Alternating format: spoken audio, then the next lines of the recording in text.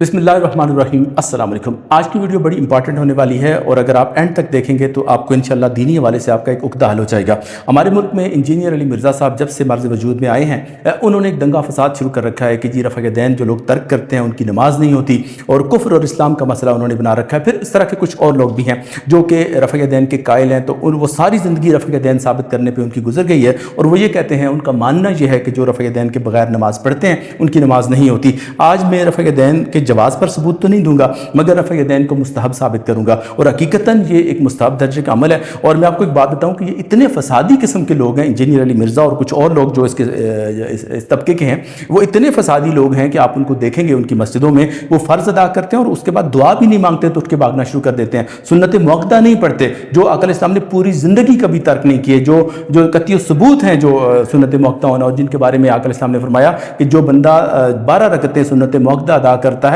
उनका घर अल्लाह कहीं और नहीं बनाता सिवाय जन्नत के, जिनके फ़राइज़ के बाद ये जो अदा करते हैं। तो ये वो लोग हैं कि जो सुन्नत मुअक्कदा अदा नहीं करेंगे, जो और सुन्नत मुअक्कदा कतई सबूत हैं और कतई दलालत और जमात सहाबा से साबित हैं, तो उन्हें तर्क करेंगे और उसके बाद ये रफ़ा दैन जो एक मुस्तहब दर्जे का अमल है उस पर दंगा फसाद करते हैं ये लोग, जो कि अगर कोई तर्क भी कर दे तो उस पर गुनाहगार भी नहीं होता। तो मैं इस पर आज बात करूँगा और इसे साबित करूँगा कि जो रफ़ा दैन है ये नमाज के अंदर एक मुस्तहब दर्जे का अमल है, मगर उनके लिए जो रफ़ा दैन के कायल हैं उनके लिए नहीं जो तर्क रफ़ा दैन के कायल हैं। चूँकि जो तर्क रफ़ा दैन के कायल हैं वो उनके पास बड़े ठोस शवाहिद मौजूद हैं। अबू बकर सिद्दीक़ अपने ज़माने में नहीं करते थे, फ़ारूक आज़म तर्क रफ़ा दैन के साथ नमाज़ पढ़ते थे, मौला अली शेर खुदा तर्क रफ़ा दैन के साथ नमाज़ पढ़ते थे, अब्दुल्ला बिन मसूद रज़ी अल्लाह तआला अन्हु तर्क रफ़ा दैन के कायल थे। तो हमारे दलाइल जो नहीं करते उनके पास तो दलाइल अलग से हैं, मगर मैं उन दलाइल की बात नहीं कर रहा। मगर वो लोग जो रफ़ा दैन के कायल हैं उनका ये अमल एक मुस्तहब से ज़्यादा नहीं है, ना वो फ़र्ज़ है ना वाजिब है। और ये जो कहते हैं जी आपकी नमाज नबी पाक के तरीके पर नमाज नहीं है, आपकी नमाज फासिद है, नमाज फासिद उस वक्त हो सकती है जब कोई चीज़ अरकान नमाज में से हो। अगर कोई चीज़ अरकान नमाज में से ना हो, यानी कि नमाज के फ़राइज़ में से ना हो, तो वो उससे आपकी नमाज ख़त्म फासिद नहीं होती। और जो चीज़ें वाजिबात हैं नमाज के अंदर, अगर वो उनका इर्तिकाब आपने, अगर वो चीज़ आपसे मिस हो जाती है वाजिब, तो उससे नमाज नाकिस ज़रूर होती है मगर फासिद नहीं होती। ये ध्यान में रखिएगा। तो इन लोगों ने रफ़ा दैन को के बारे में ये अकीदा रखा हुआ है कि जो बंदा रफ़ा दैन नहीं करता उसकी नमाज फासिद है, मतलब यह कि उसको फ़र्ज़ का दर्जा देते हैं। तो एक मुस्तहब चीज़ को फ़र्ज़ का दर्जा दे देना बज़ाते खुद एक बिद्दत है और नमाज के अंदर एक बिद्दत इन्होंने शुरू कर रखी है।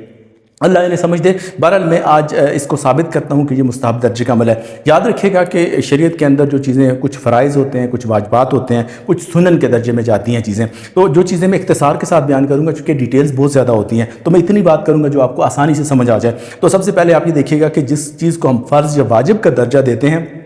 उसके पीछे हुक्म ये होता है कि आपने ये काम लाजिम करना है, यानी कि शरीयत की तरफ से तलब जाजिम होती है उस पर, तो तब वो जाकर फ़र्ज़ या वाजिब के दर्जे में जाता है। और अगर फ़र्ज़ जो होता है उसके लिए साबित, उसके लिए ज़रूरी होता है कि वो कतई सबूत हो। कतई दलालत तो पता है कि वो उसका माना क्या है, जो कतई सबूत होना ज़रूरी है, यानी कि आप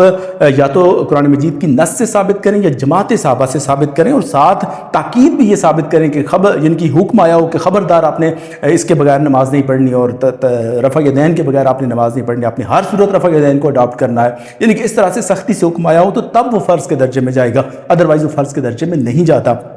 और अगर हदीस सही से साबित हो और उसके साथ तलब ताकीद की हो कि सख्ती से हुक्म आया हो तो तब वो वाजिब के दर्जे में जाएगा। बाकी दूसरा ये होता है कि पहले यानी कि ये काम लाजिम करो, दूसरा ये होता है कि ये काम करो, तो ये इसमें ताकीद पाई जाती है। ताकीद में सख्ती हो तो सुन्नत मुअक्कदा, ताकीद में नरमी हो तो सुन्नत गैर मुअक्कदा बनती है। और फिर एक तीसरा हुक्म शरीयत की तरफ से ये भी होता है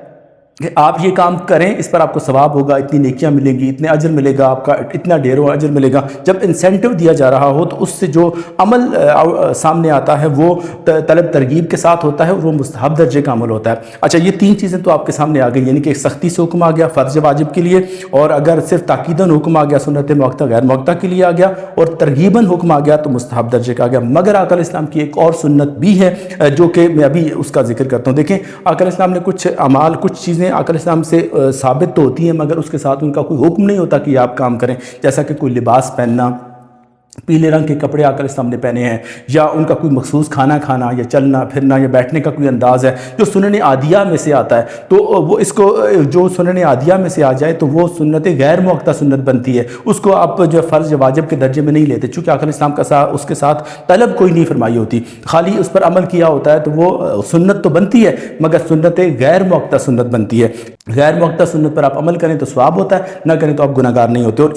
اسے سنن زوائد بھی بولتے ہیں، یعنی کہ یہ وہ سنت ہوتی ہے کہ جس پر آپ آقا علیہ السلام نے عمل تو کیا ہے مگر حکم نہیں دیا، تو اس سے جو سنت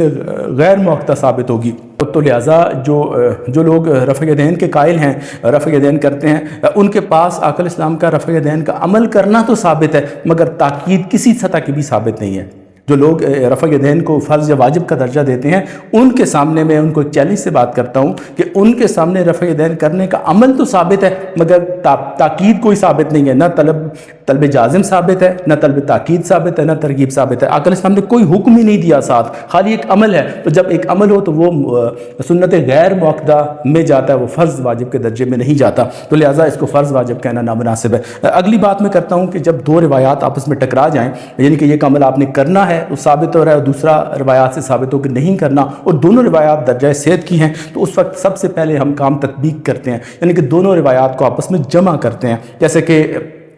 پانی بیٹھ کے پئیں، کھڑے ہو کر پئیں، دونوں روایات آ گئیں تو پھر ہم حکم یہ دیتے ہیں کہ بیٹھ کر بھی پی سکتے ہیں اور کھڑے ہو کر بھی پی سکتے ہیں۔ تو اس کے بعد ناسخ اور منسوخ کا عمل ہوتا ہے، یعنی کہ اگر اس میں زمانے کا فرق دیکھا جاتا ہے کہ پہلے ایک عمل چل رہا ہو اور دوسرا حکم آ جائے تو وہ پہلے حکم کو منسوخ کر دیتا ہے۔ تو اگر ہمیں زمانے کا فرق پتہ چل جائے تو کہ یعنی کہ پہلے یہ حکم چل رہا تھا دوسرا بعد میں آیا، تو ہم اس کو ناسخ اور منسوخ کے اصول پر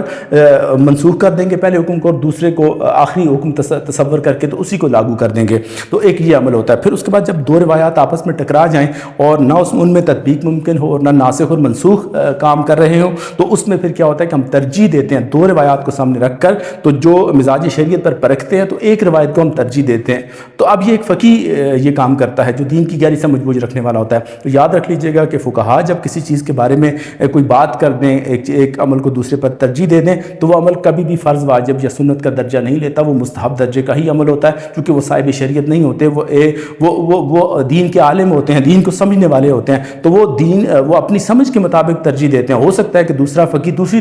چیز کو ترجیح دے دے۔ اور چوتھی بات یہ ہوتی ہے کہ جب دو روایات آپس میں ٹکرا جائیں، ایک میں یہ حکم آ گیا کہ یہ کام کرنا ہے، ایک دوسرا حکم ہمارے سامنے آیا کہ بھائی یہ کام نہیں کرنا، دونوں روایات آپس میں ٹکرا گئی ہیں تو شک پیدا ہو جاتا ہے۔ تو شک اور شبہ جب پیدا ہو جائے تو اس سے بچنا لازم ہوتا ہے کہ آپ اس پر عمل نہ کریں تو بہتر ہوتا ہے۔ تو اب یہاں پر جو رفع یدین کا معاملہ ہے، اگر ہم ان چاروں چیزوں پر بھی پرکھیں تو یہ کبھی بھی یہاں سے فرض یا واجب ثابت ہی نہیں ہوتا، چونکہ جب چیزوں کے دو روایات کے اندر تعارض آ جائے تو پھر فرض واجب کے درجے سے وہ چیز آٹومیٹکلی نکل جاتی ہے اور نہ وہ سنت کے درجے میں رہتی ہے۔ تو اس کے بعد میں آخری بات جو کرنے لگا ہوں آپ سے، وہ امام بخاری کی اپنی شرائط حدیث ہیں۔ امام بخاری کی اپنی شرائط حدیث سے بھی یہ مستحب درجے کا عمل ثابت ہوتا ہے، یہ کوئی فرض واجب ثابت نہیں ہوتا۔ یہ بات آپ کے لیے انٹرسٹنگ ہوگی۔ میں آپ کو ایک بات بتاؤں کہ امام بخاری کی جو اپنی شرائط حدیث ہیں اس کے اندر ایک شرط یہ ہے کہ حدیث شاذ نہیں ہونی چاہیے، یعنی کہ دو اگر حدیث صحیح آپس میں ٹکرا رہی ہوں تو وہ حدیث درجہ صحت سے گر جاتی ہے۔ یعنی کہ ابھی آپ کہتے ہیں کہ غالب گمان ہے کہ 90% یہ بات اسی طرح ہے جیسے روایت سند کے ساتھ ہم تک پہنچی ہے،